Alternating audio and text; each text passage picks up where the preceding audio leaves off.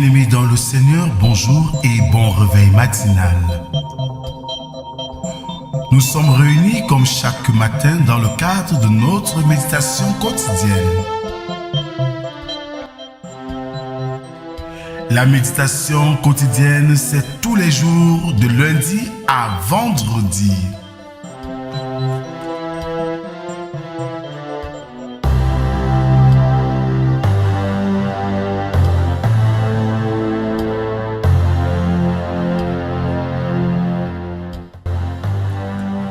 À vous tous qui avez répondu présent, que la grâce, la paix et l'amour de notre Dieu soient et demeurent avec vous au nom du Père, du Fils et du Saint-Esprit.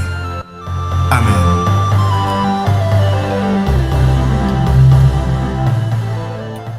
Bien-aimés dans le Seigneur, nous sommes aujourd'hui le mercredi 12 juin 2024. Olivier de Kersauzon, homme libre, déclare ceci.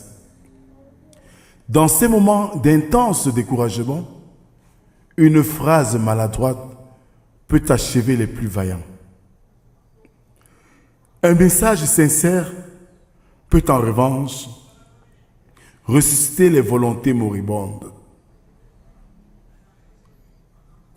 Alors, bien-aimés, je nous invite à ouvrir nos cantiques sur les ailes de la foi, numéro 182, intitulé « Mon Dieu, plus près de toi ».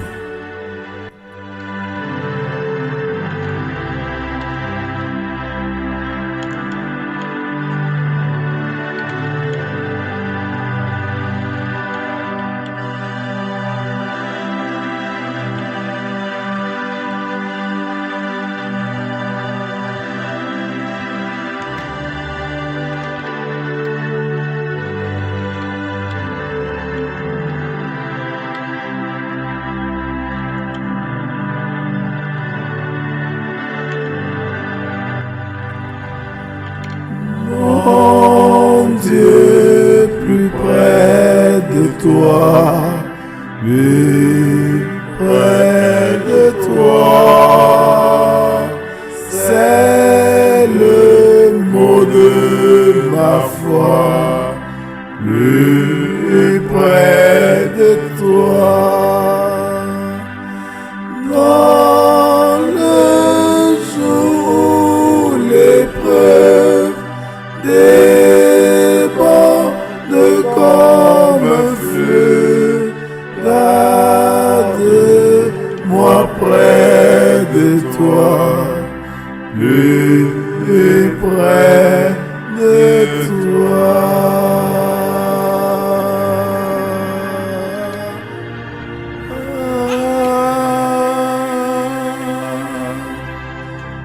Alors, bien-aimés, continuons à adorer notre Dieu avec le psaume du jour, le numéro 145, qui stipule ceci dans ses 5 premières strophes. Louange, je t'exalterai, ô bon Dieu, mon roi, et je bénirai ton nom à toujours et à perpétuité. Chaque jour, je te bénirai, et je célébrerai ton nom à toujours et à perpétuité. L'Éternel est grand et très digne de louange, et sa grandeur est insondable. Que chaque génération célèbre tes œuvres et publie tes hauts faits. Je dirai la splendeur glorieuse de ta majesté. Je chanterai tes merveilles. Amen.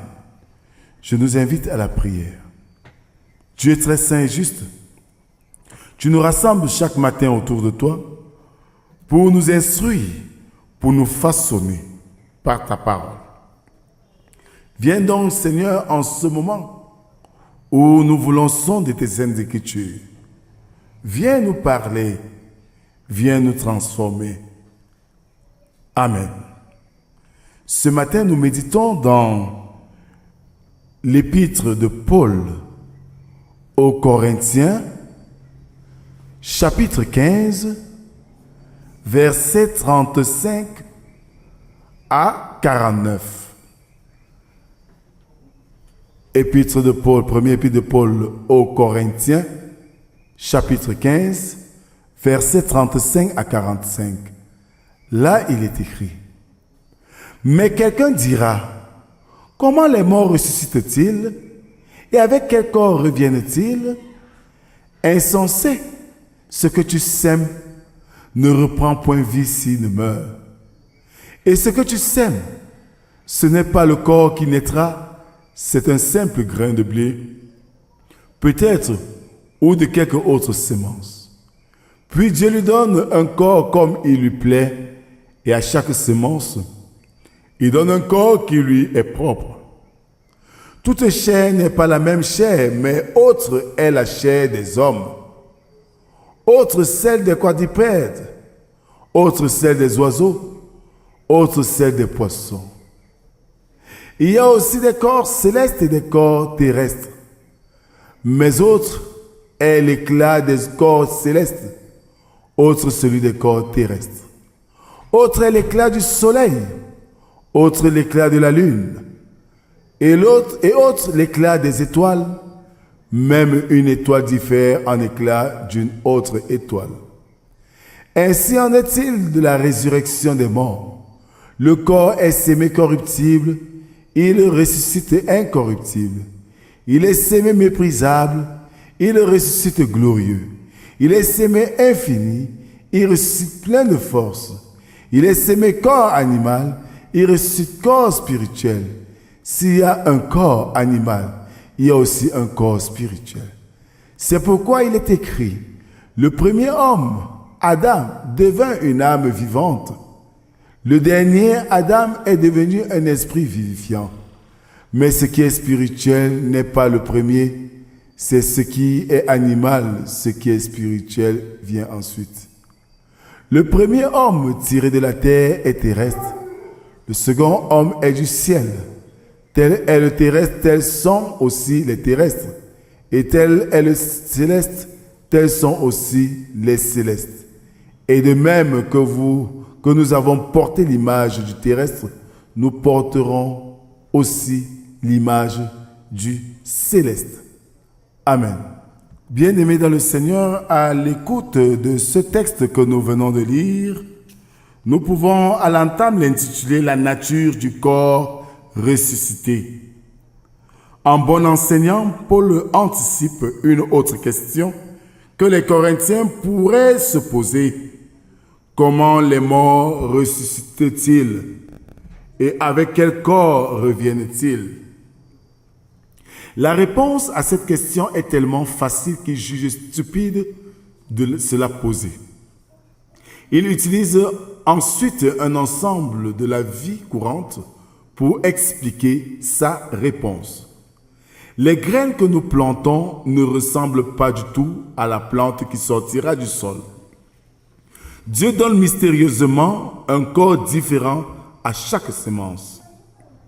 Les plantes ne sont pas les seules à avoir différents types de corps. C'est également le cas des humains, des animaux, des oiseaux, des poissons et même des astres comme le soleil, la lune et les étoiles. Les corps célestes et terrestres ont tous un éclat, mais cet éclat n'est pas le même pour tous. Nos corps ressuscités, bien-aimés, ne seront pas semblables à nos corps actuels, mais auront la forme que Dieu a estimée convenable pour eux. Devant un questionnement comme ceux des habitants de Corinthe, beaucoup aujourd'hui s'en posent. Mais pour nous ce matin, j'aimerais nous reposer une autre question. Est-ce pour nous important de savoir comment nous serons quand nous savons que ce que Dieu fait est bien et que le paradis ou la vie éternelle est la chose de meilleure que Dieu a prévue pour nous? Nous pensons plutôt que nous devons nous évertuer à marcher selon les recommandations de Dieu et découvrir la merveille qu'il réserve pour nous, car il sait ce qui est bien pour nous. Cherchons donc à plaire à Dieu sans condition et sans autre curiosité. Amen. Merci Seigneur pour ce message que tu nous délivres ce matin, nous invitant à te faire confiance et à suivre tes préceptes sans chercher à savoir outre par des questionnements quelquefois qui nous éloignent de ta voix. Merci pour ce réveil que tu nous accordes en ce jour. Merci pour ce que nous aurons à faire cette journée. Nous te prions Seigneur d'être avec nous dans toutes nos actions afin que par nos actes et nos faits, nous glorifions ton saint nom. Bénis Seigneur tous ceux qui te cherchent. Bénis ton Église, bénis les missionnaires et bénis ton œuvre ici-bas. C'est au nom de Jésus-Christ, ton Fils, que nous t'avons ainsi prié, lui qui nous a appris à te dire: Notre Père qui es aux cieux, que ton nom soit sanctifié, que ton règne vienne, que ta volonté soit faite sur la terre comme au ciel. Donne-nous aujourd'hui notre pain de ce jour. Pardonne nos offenses, comme nous pardonnons aussi à ceux qui nous ont offensés. Ne nous soumets pas en tentation, mais délivre-nous du mal. Car c'est à toi qu'appartiennent le règne, la puissance et la gloire, pour les siècles des siècles. Amen. Alors, bien-aimés, fais confiance en Dieu, c'est savoir aussi qu'il réserve et qu'il sait ce qui est bien pour nous, pour les jours à venir. Cessons de nous interroger du comment, de quoi, mais faisons entière confiance en notre Dieu et il prendra soin de nous. Que la grâce, la paix et l'amour de Dieu soient et demeurent sur nous au nom du Père, du Fils et du Saint-Esprit, un seul Dieu tellement béni. Shalom.